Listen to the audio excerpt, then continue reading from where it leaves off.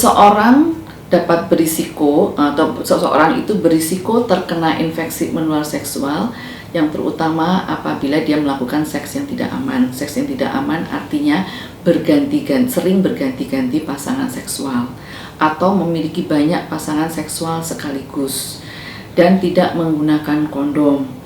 Ya, karena hal tersebut bisa mempercepat suatu penularan. Selain itu, IMS juga dapat ditularkan dari ibu hamil kepada bayi dalam kandungan. Sehingga ibu hamil sebaiknya memang diperiksa untuk kemungkinan adanya IMS. Sehingga apabila ditemukan ada IMS dapat segera diobati sebelum mengenai pada bayinya tersebut. Kalau dikatakan bahwa yang agak sulit memang apabila seseorang atau seorang pengantin baru kemudian terkena IMS dari pasangannya yang tidak diketahui sebelumnya. Misalnya pada yang banyak saya temukan adalah pasien-pasien dengan herpes kelamin yang baru menikah, kemudian istrinya terkena penyakit.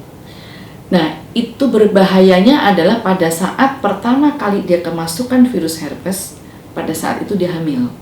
Karena infeksi dapat berlangsung sistemik sifatnya atau virus itu bisa menyebar ke seluruh pembuluh darah dan bisa juga masuk ke dalam plasenta. Itu yang bisa masuk kepada bayinya. Tapi pada orang dewasa sendiri, herpes itu sebenarnya tidak berbahaya. Dalam arti dia tidak menimbulkan kematian, tidak menimbulkan keganasan, tapi mengganggu sekali apabila dia kambuh-kambuh.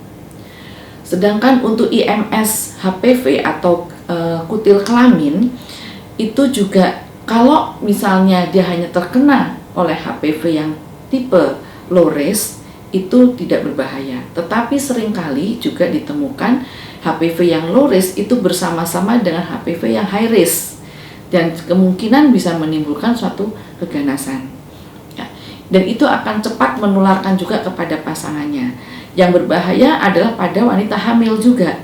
Pada wanita hamil mungkin tidak menularkan kepada bayinya pada saat dalam kandungan, tapi pada saat ibu itu melahirkan dan si bayi melewati jalan lahir yang ada kutil kelamin, maka bayi itu bisa ketularan. Karena pada saat dia melewati itu, kemudian dia menangis, pada saat itu juga virusnya bisa masuk ke dalam kerongkongannya, dalam tenggorokannya. Dan itu bisa menimbulkan suatu infeksi HPV di dalam saluran napasnya.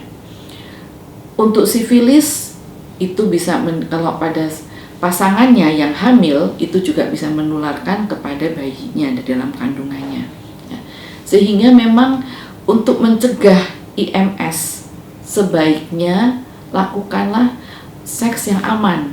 Artinya kita tidak berganti-ganti pasangan seksual ataupun kalau memang sudah terbukti menderita IMS, obatilah IMS tersebut bersama-sama dengan pasangan seksualnya.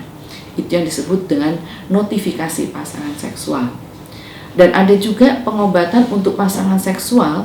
Apabila pasangan seksual itu sulit untuk datang berobat, kita bisa menitipkan obat tersebut kepada pasien yang disebut dengan expedited partner treatment. Kita bisa menitipkan obat sehingga pasangan tersebut tidak perlu datang kepada kita, tapi bisa diberikan pengobatan. Itu pun juga tidak mudah ternyata.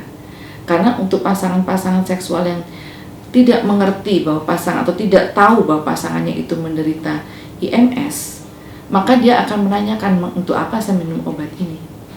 Jadi sama sulitnya juga sebenarnya. Sehingga lebih baik mencegah IMS.